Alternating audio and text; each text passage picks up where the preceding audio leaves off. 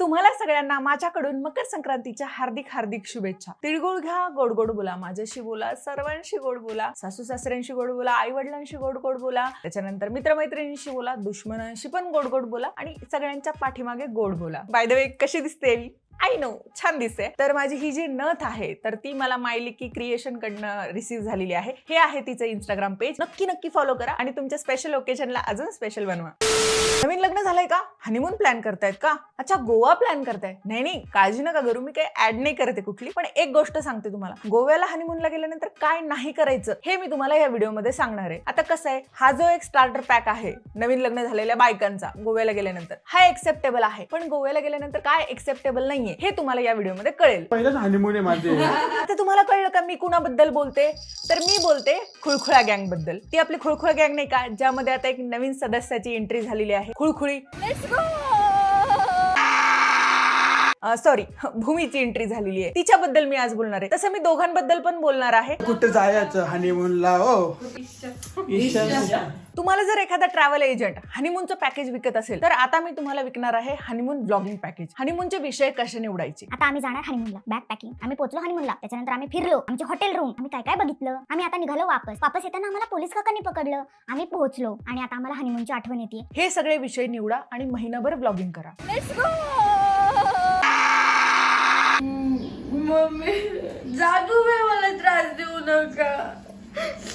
ओ काय झालं भूमीला? कोणी मारलं एवढ्या घोडम्या बाळाला? एक काम कर संदीप, जा तिला खुळखुळा घेऊन दे। अरे यार सॉरी, तुम्ही एक काम करा, तुम्ही दोघं जण भाऊ येत ना तिच्या समोर अशी अशी मान हलवा, खुळखुळ्यासारखीच वाटते ती असंही। मी मम्मीला नाव सांगणार, असं नाही करायचं। चला तर मागच्या व्हिडिओ मध्ये करपवून टाकूयात खुळखुळा नंबर 2 म्हणजे भूमी वागचौरे आणि संदीप वागचौरे यांना, त्यांच्या बालविवाहाला, बाल लव्ह स्टोरीला आणि बाल हनीमूनला। कारण व्हिडिओ मध्ये मी रोस्ट नाही करत, मी पार करपवते, कारण माझा पॅटर्नच वेगळा आहे। माझी भारत सरकारला एक कळकळीची विनंती आहे की चला ठीक आहे, तुम्ही एक वयोमर्यादा ठेवून दिलेली आहे लग्नासाठी 18 आणि 21, पण यासोबतच तुम्ही त्यांची बौद्धिक ग्रोथ आणि मेंदूचा विकास याच्यासाठी सुद्धा काही टेस्ट ठेवल्या पाहिजेत, जेणेकरून आम्हाला हे असे व्लॉग बघायला लागणार नाहीत। तुम्ही रात्री नव्हते का गेले दांड्या खेळायला? एवढे लेट घरी आले, मग लेट पर्यंत जागावं लागलं, कसं उठायचं सकाळी लवकर? ओ भूमी नाही असं रडू नये, हे घे खुळखुळा घे, हे बघ, हे खुळखुळा आहे ना, हे विनायक वागचौरे आणि हे जे आहे ना हे संदीप वागचौरे। हा हे बघ आजी नाही तुला एक अंगाई गीत म्हणू का? ये ग गाई गोठ्यात, भूमीला दूध दे वाटीत, भूमीची वाटी संदीप चाटी, संदीपच्या पाठीत घातली लाठी, संदीप गेला लागाने, त्याला पकडले पोलीस काकाने। थांबा ना, त्यांना येऊ दे ना, सांगते बघा कसं सगळं सांगते की ते ओरडले तुम्ही मला, मारतील ना तुम्हाला ते, तेव्हाच तुम्हाला चांगलं वाटेल। नाही रडायचं, अजिबात रडायचं नाही, झोपायचं, फक्त व्लॉग नाही करायचे। आणि एवढं करून पण तिने नाही ऐकलं ना तर काय करायचं, असे तिचे कान धरायचे आणि तिला हरिण दाखवायचं। मी मम्मीला नाव सांगणार, असं नाही करायचं। उद्या जर यांच्या घरामध्ये पाळणा हल्ला तर ही जी भूमी आहे ना ही स्वतःच्या लेकरासोबतच भांडण करेल। मला झोपायचं त्या पाळण्यामध्ये, नाही जा बाबा, मी तुमचं नाव आईला सांगल। या पोरीपेक्षा त्या बालिका वधू मधली आनंदी जास्त मॅच्युअर होती। भातुकली खेळाच्या वयामध्ये या लोकांनी संसार थाटलाय। हे प्रेमी युगुल रिसेंटली गेलं होतं गोव्याच्या बीच वरती। तिथे गेल्यानंतर या लोकांनी रोमॅन्स करायचं सोडून फक्त गोऱ्या बायका आणि गोरे माणसं एवढंच काय ते बघितलंय। आम्ही चाललो आहे हनीमूनला, तर तुम्ही विचार करत असाल हनीमूनला कुठे चाललात? मी सांगू रूम मध्ये ना, खरं सांग। हनीमूनला जाताना पोलिसांनी पकडलं, मग काय करायला पाहिजे होतं पोलिसांनी नाबालिक कपल बघून? कधीच काय एवढे गोरी कातडी या लोकांनी बघितली नसेल।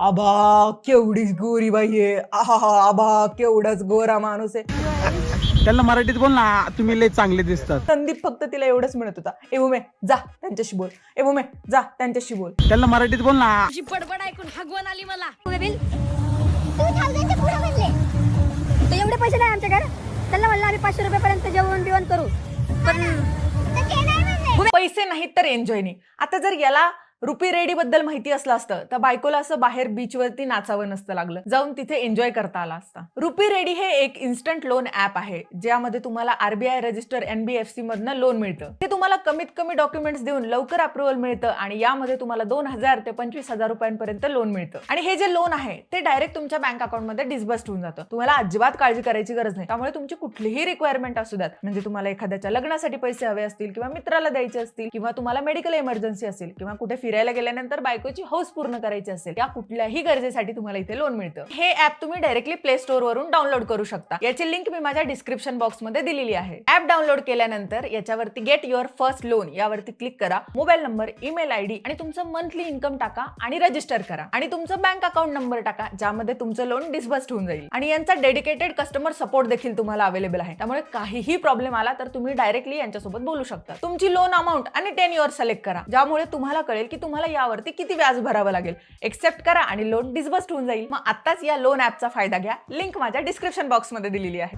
थांब ना, हॉटेल दाखवतो, सगळं दाखवणार मी, स्टेप बाय स्टेप सगळं दाखवणार आहे तुम्हाला. 2 मिनिटं. काय दाखवणार काय नाही, बाकीच्यांना 1.5 GB डेटा टाकायला, बाकी काही नाही. तू समजा ना. काय भूमी, आता कसं वाटतंय? गार वाजते. हा आहे आमचा हनीमूनचा पॉइंट. राडा राडा तर लोक म्हणत असतात सारखे सारखे हनीमूनचा पॉइंट म्हणतो. तर मित्रांनो खरंच म्हणजे खूप खुश आहे मी, कारण की काय खुश आहे मी? हो बाबा, सगळ्या जनतेला कळतंय उतावळा नवरन गुडघ्याला वासिंग. अरे बिया बाय व्हिडिओ बनवून येडे. बेबीज डे काय फ्युचर बेबी. 4 घंटे झालेत भूमी तुला हनीमूनला जाऊन, तुम्ही लगेच असा विचार करायला लागला? निरंजन बाबांचा आंबा पावला की नाही? किती पुढे चालली आजकालची जनरेशन. आणि ह्या वयात मी सूरपारंब्या खेळत होते. कुठेतरी ऐकलं होतं कसली अवलाद जन्माला येणार आहे याच्या पोटी काय कळत नाहीये. भूमी जर माझ्या समोर असली असती ना तर मी काय केलं असतं माहिती का? ते रिलेटिव्हचं खट्याळ गाबडं नसतं का, ते घरी आल्यानंतर सामानाची उचक पाचक करतं आणि त्याला आपण कोपऱ्यात घेऊन जाऊन असे गालगुच्छ घेतो आणि असे चपकन चापण मारतो. मी सेम तसं केलं असतं. ए लाड बोलणं बंद कर. मी मम्मीचं नाव सांगते ना, असं नाही करायचं. पुसलेलं आहे, पुसले ना.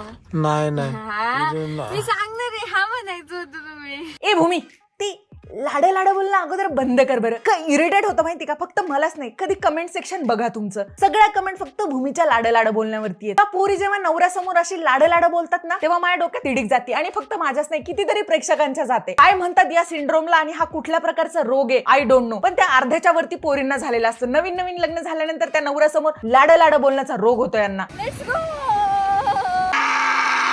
ही भूमी आहे ना, ही फक्त दिसते बरं का इनोसंट, बाग थ्रू आउट व्हिडिओ मध्ये तिने इतके डबल मिनिंग डायलॉग बोललेले. झोप काढून घेऊ द्या मला आरामात. हनीमूनला आलोय, एन्जॉय करायचंय. हनीमून एकदाच होतो आयुष्यात. हनीमून एकदाच होतो. 4-5 दिवसाची झोप एकदमच घेऊन टाकली. झोपून घेऊ द्या. तीच अडल्ट बोलती ती. कैसी अपमानजनक बातें कर रहा है लड़का, ये अश्लील है ये लोंडा. ही जे पोरगी आहे ना ही आपल्या वयापेक्षा जास्त बोलते आणि जेवढं वय आहे ना त्याच्यापेक्षा लहान असल्यासारखं वागते. मग मी काय करू? झोप आली मला, झोपून घेतलं. वर्षभराची झोप काढून घेतली माहिती मी. काय भूमी, वर्षभराची झोप घेतलीस म्हणे तू? काय मग हलतोय की काय पाळणा? चल भूमी, इसी बात पे एक उखाना हो जाए. आमच्या लग्नाला झालाय 1.25 महिना, आम्ही चाललोय हनीमूनला आणि माझी झोपच होईना. आलतोय की काय मग पाळणा? मग आमच्या खुळखुळा फॅमिलीला मिळेल चालना. ये बढ़िया था गुरु. जास्त नरम वाटली म्हणून मोकर उड्या मारल्या. घरच्यापेक्षा गाड्या ना की नरम असतील लगेच खाली जाते म्हणून उड्या मारत होते मला. खाल्लायचं का? पूर्ण वाक्यात बोलत जा बरं, हे असं अर्धवट बोलत जाऊ नको, अर्थ बदलतो. तुला सांगितलं ना मी. समझ रहे हो काय भूमी, आता कसं वाटतंय? गार वाजते. मला काय करायचं मला माहित नाही. तुला काय करायचं हे माहिती नाहीये. येडा का तू? विक्रांत रियांशीचा व्लॉग नव्हता बघितला का जायच्या अगोदर? येड्या, 1 मिलियन पेक्षा जास्त व्ह्यूज आहेत त्याला. त्या व्लॉगचा आदर्श घ्या. माझी रूपा टाकते सुकायला, म्हणजे रूपा म्हणजे माझी अंडरपॅन्ट. रूपाची अंडरपॅन्ट तुझ्याकडे तर रूपाकडे काय आहे? रूपा म्हणजे माझी अंडरपॅन्ट. नाही, बरं झालं सांगितलं कुठल्या ब्रँडची वापरतोस. प्रेक्षकांना ही माहिती भेटणं किती जास्त गरजेचं होतं. इथे खाली लॉकर दिलंय, त्या लॉकर मध्ये मी काय ठेवून तुम्हाला काय अंदाज काय वाटतोय? तर मी या लॉकर मध्ये माझ्या 2 अंडरपॅन्टी ठेवणार आहे. मी 3 अंडरपॅन्टी आणले. तू समझा? हाँ नहीं तू समझा नहीं. रुपाचे अंडरपॅन्ट आणि नंतर तू त्या अंडरपॅन्टचं काय करणार आहेस हे देखील सांगणं खूप गरजेचं होतं. लॉकर मध्ये ठेवणं. अरे अलिबाबाचा खजिना आहे का जे 40 चोर लुटून घेऊन जाणार आहेत. बाबो लाईट गेली. लगेच काय नॉटी भूमी कसले आवाज काढायला का तू. इकडे असे आवाज काढते तो तिकडे तसं बोलतो. काय भूमी आता कसं वाटतंय. गार गार गार गार वाजते. हे कोण आले नवीनच. अगं बाई म्हणजे आपल्या इकडची नाही का. स्वतःची संस्कृती जपत गोव्यामध्ये फिरायचं म्हणजे पंजाबी ड्रेस घालायचा, ओढणी घ्यायची गोव्याच्या बीचवरती आणि दुसऱ्या बायकांच्या पृष्ठभागावरती झूम करून करून शूट करायचं आणि तो व्लॉग मध्ये टाकायचा. हीच आपली अतिथी देवो भव वाली संस्कृती नाही का. माय हजबंड व्हेरी हँडसम. हा अशी बोलणार की तुम्हाला. ए भूमी जरा ना तुझा टोन बदल, तुझा ऍक्सेंट बदल. फॉरेनर लोकांशी बोलताना उगाच आपला हॅलो असा ऍक्सेंट घेण्याची काही गरज नाही. आपण जे इंडियन आहेत ना त्यांचा ऍक्सेंट वेगळा असतो, त्यांचा ऍक्सेंट वेगळा असतो. नको बेकार वाटतं का. आता मी नाही बोलू शकत. थकली तू फॉरेनर सगळं बोलून. थकली नाही एक तर फॉरेन. एवढं का फॉरेनर लोकांचं अट्रॅक्शन असावे की त्यांना जाऊन बोलायचं. काय गरज आहे. जस्ट बिकॉज ते थोडेसे फिअर आहेत आणि ते इंग्लिश बोलतात. आपल्याकडे पैसा आल्यानंतर आपण पण फॉरेन मध्ये जाऊ शकतो पण ते लोक आपल्याला डिस्टर्ब नाहीत करत आपल्यासारखं. बोलतो आता आपल्याला तसे बीचवर एवढंच काम आहे सगळ्या फॉरेनरांशी बोलायचे. तुम्ही मला सांगितलं. तुम्ही नेमकं हनीमूनला गेले होते का फक्त फॉरेनर लोकांना बघायला गेले होते ते एकदा क्लिअर करून सांगा मला. काका दारू पेता का. असं नका पिऊ. वाईट असतं ते दारू पेनं. काका दादा ग्लास आणते मित्रांनो. You know what this is really very problematic. तुम्ही त्यांच्या परमिशन शिवाय त्यांना शूट करताय. तो माणूस सारखं सारखं बघतोय की तुम्ही त्यांना शूट करतायत का. It's really very mannerless. त्यांना तुम्ही अनकम्फर्टेबल करतायत. तर काका बघा. अगं बाई काका घे वर पाची. Let them enjoy. ते गोव्याचं कल्चर आहे त्यांचं. तिकडचं पण फॉरेनचं कल्चर असंच आहे. त्यांनी दारू पिऊ दे नाही तर आणखी काहीतरी करू दे. ते काय गोव्याला दूध प्यायला येणार आहेत का. तिकडे ती ताई बसली ग. ताई तुम्ही काय योगासन करते का ताई. ताई सिगरेटचं योगासन करते. बाई ताई तर लय बेकार आहे. ज्यांना कुणाला हा संदीप फनी वाटतो ना त्यांच्यासाठी मला एक सांगायचं. संदीप प्रचंड इरिटेटिंग आहे, मॅनर्सलेस आहे. कारण तो एका माणसाची परमिशन न घेता त्यांच्यावरती कॅमेरा पॉइंट करतोय. त्या माणसांना तो अनकम्फर्टेबल करतोय. ते फॉरेनर आहे त्यांच्यामुळे गोवा जास्त चालतं. ते दारू पिऊ सिगरेट पिऊ काही करू दे. तो त्यांचा कल्चरचा भाग आहे. तुम्हाला त्यांना जज करण्याचा काही एक अधिकार नाहीये. अतिथी देवो भव हे आपलं कल्चर आहे. आकाशी डोळे बघा किती बारीक आहे. काका योगासन करते. बाई ताई तर लय बेकार आहे. काय बोलू. तुमची दाढी लय पिकली म्हणा.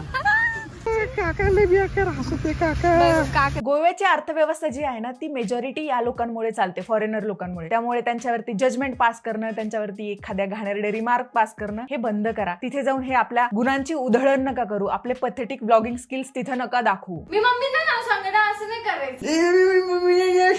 So that is it for today guys. जर तुम्हाला हा व्हिडिओ आवडला असेल तर व्हिडिओला लाईक करा, शेअर करा, माझ्या चॅनलला सबस्क्राईब करा. तोपर्यंत सदा खुश राहा आणि सदा कूल राहा. आणि हो मला फेसबुक आणि इंस्टाग्राम वरती फॉलो करायला विसरू नका. सगळ्यात महत्त्वाची गोष्ट म्हणजे रुपी रेडीची जी लिंक आहे ती आपल्या डिस्क्रिप्शन मध्ये दिलेली आहे. जा डाउनलोड करा आणि मिळवा इन्स्टंट लोन. आणि आणखी एक महत्त्वाची गोष्ट दुसऱ्या चॅनलची लिंक देखील आपल्या डिस्क्रिप्शन बॉक्स मध्ये दिलेली आहे. जा फॉलो करा आणि तिथे माझे ब्लॉग लवकरच येणार आहेत. प्रियंका चोपड़ा तेरा पगली गुलाब है।